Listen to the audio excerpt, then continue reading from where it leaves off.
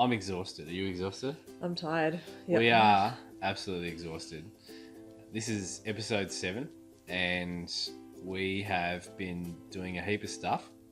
We have, in the previous episodes, we've been organising the caravan, organising the car, selling the investment property, and to top it all off this week, on top of everything else that's been going on, it's been Jed's birthday. It was Jed's birthday today. So There's no downtime. Had to put on our happy pants. Jed's dream, for some reason, has been a bowl full of popcorn, multi-flavours, that you just don't know what flavour you're going to get. I think it came from our time in Japan. Ah, yes. At Disneyland in Japan, they had different flavour popcorns all around the park, and he had this dream to put them all in a bowl together and take a potluck dip in the bowl. Boys, we've got the surprise for Jed first. All right, Jed. For your birthday, we have a surprise for you. Please lift the tea towel lid. In that bowl are 4 types of popcorn. This is your dream come true. Is this not your dream? Is this not your life? Put your hand in. Take out what you wish. Let's see. Tell us what. See what you get. What do you think it is? Honey, I think. You think honey? All right, try another one. Yes, get the red one. No, that one's got to be jelly. It is. Tastes plain. Salted. Salted? Maybe like sweet and sour? Go again. I'm avoiding the red ones. Don't avoid the red ones. The I want to see you cry. red one's chilli. I'll do that. Let me try one. Okay, the rest you can try one. You do the red one, Has? Spicy! Harry, you got the chili one. I just got buttered. So as you can see, Harry ended up with the chili popcorn and promptly went and got himself a drink. So it was a bit of fun there. And we did the birthday cake. We had roller skating today. Went with roller skating with the kids, and Jed had some friends along from school. So it's sort of the last big party before we go on our big lap of Australia, really. Yep. We bought Jed a GPS bike computer to take around Australia with us. He has been really inspired to look at his top speeds as he's riding, and we thought the GPS tracker on it would be really, really fun to track where he's ridden around Australia, the kilometres that he's done along the way, and actually see the maps at the end of our trip as a great keepsake and Yep. to So that's inspire going him to be to good. ride So too. he's super excited and use that for his training. He does some organised human-powered vehicle training each week, and he's been looking at his speed, so it's pretty cool that he's got to do that as well. So other than the party this week, we've had it's kind of been a bit of everything this week, because we, as you saw in the last episode, we're packing up the house, getting everything ready. So we've done some more packing this week, putting things in the garage, putting things upstairs, packing things into different containers. We're almost at the point that what's left in the house is what we're using now. Yep. Until we get the van. And we had the final piece of furniture, a pool table, go from the investment property, because on Friday the house settled. So we actually have some money now, which is exciting, because we didn't really have some money before. We were living on borrowed time, and all of a sudden we've got a little bit of money that's going to be enough to pay for the caravan and pay for the trip. And the good news on the caravan was also the caravan went on the line this week. So we got confirmation from Jayco that the caravan was being built. So It's that's being exciting. built. Very exciting. Yeah. So hopefully in a few weeks we'll have the van. We'll be able to get it set up and ready to go. It takes just 4 days for the caravan to go from the frame through to a fully functional caravan, and then they go through quality assurance and checking and testing and all those things.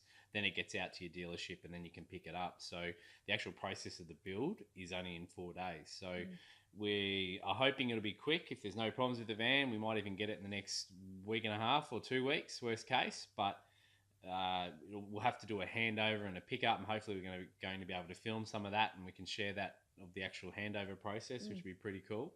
And then we'll get the caravan and start living in it. And so that's pretty exciting. So we had the house. So this week we're exhausted, probably because just the whole everything. We've packed up more stuff, had the house settle, caravan's gone on the line, and we've also done a bit of work on the car as well. So in the last 5-7 days or so, we've been acquiring some secondhand things. So I've bought a second-hand roof rack to be able to carry, some camping gear and things like that on the roof. We've bought second-hand drawers that are going to go in. I actually had a quote for something like $4 to $5 grand for drawers and a cage and all these bells and whistles that we really wanted, but it was crazy in terms of cost. And when I started looking on eBay and Gumtree and things like that, I was able to find a second-hand set of drawers. So I've got here the second-hand drawers we've bought online, and I'm looking at how we can modify them for the Land Cruiser. So you can see here they've got these bars which go across the bottom of the drawers, which are then fixed into the vehicle. And the idea there is that you don't need to drill holes into your vehicle, you use existing seat points. And as you can see, this one's a little bit long, so I'm just going to cut it back, and then this will fit snugly inside the Land Cruiser. So we're all set and going to have some great drawers custom for the job. And then on Facebook this week, you saw the cage and divider. Cage that we needed too. So look out there if people are finished with things, and it's brilliant to be able to repurpose and reuse rather than things going to landfill as well. Doesn't always have to be new, and there's a lot of families like us doing their trip. When they get back, that they don't always want to keep all their gear. People are going to sell it, go back to their normal life, and there is secondhand things. So don't always think you've got to buy first hand. I was talking to our neighbour today, and in 1986 they went around Australia in I think it was a Mitsubishi, and they had a camper trailer on the back, and they did 6 months pre-kids. And they got through it, and they didn't have air conditioning, they didn't have all the bells and whistles that people today have, and they made it. So there's nothing wrong with trying to find secondhand things that you can use for your trip. And per one of our episodes, I think it was episode 2 or 3, we were talking about the different ways you can do laps of Australia, and you don't have to go the full hog. You can also do the cheaper way as well. Yep. So in regards to the car, on top of the drawers and the cage, we had some pre-wiring done this week, and just by good fortune, I was talking to someone locally, and I said, I've got to find an auto elect in the area who can do caravans and do the car and things like that. Turns out the guy who lives over the back of our house is an auto electrician, and a very good one. So I've got Graham down here from GT Auto Electrics, and he is doing the pre-wiring for our Red Arc gear. We are going to have a very sweet setup, and we've got a lot of the car undone, which freaks me out, but Graham's a professional. So if we look around the car here, we can see we've got the trim on the side all undone, and there's already lots of red dust in there from previous trips from the last owner, so at least we know it's genuine. They went around Australia as well. So you can see we're running some wires through to the front. There's a little entry through the firewall at the front here, which Graham's going to be tapping into. We're going to be putting in a couple of auxiliary batteries in the rear. We're going to have a Red Arc gauge at the front. In the back, we're going to have their BC DC charger, which is going to plug into a solar blanket. And once we've got the drawers in, I can work out what size batteries we can run in the rear here. So the pre-wiring's in. The next step is to get a battery. So looking at whether we get an AGM battery or lithium battery. I'll do a whole video on the complete car setup and share all the information on that. But there's big differences in terms of weight and power usage and things like that. We're fortunate that we're going to be working with Red Arc on this trip, and Red Arc have provided us with a solar blanket, a DC-DC charger to be able to charge that auxiliary power as well. And we're also going to have an inverter in the van as well. So we should have, from a power use point of view, like a heap of things to keep us powered and running all the devices and things like that we're going to need as we go around Australia. So that's pretty exciting. Very exciting. Red Arc's the bee's knees.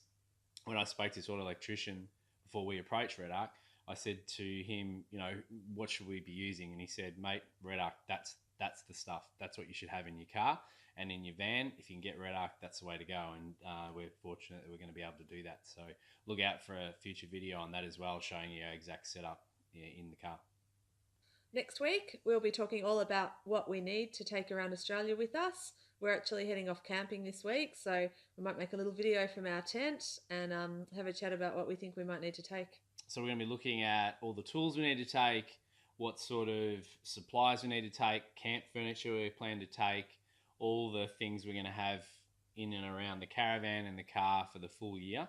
There's so many options, but we're restricted by weight, we're restricted by cost, and we've got to go and weigh it all up overall. So we're going to share with you our pro forma plan for our lap of Australia, and then hopefully we can get some feedback and input on that to help refine what we have We plan to make a checklist to show you what we're taking with us, and then as we travel around Australia, we'll modify that depending on if we need to add anything or if there's something that we found that wasn't needed. As we refine it, and I'm sure we will, there'll be stuff going home in boxes and things like that as we travel back to Mum and Dad to store, hopefully, as we work out, well, we didn't really need that. We're trying to be good, we're trying to be solid, but there's always things that you didn't really need to bring, and we're just trying to whittle those out. So I look forward to sharing that all with you. So that is going to be episode 8. That's next week. All the stuff we're taking with us.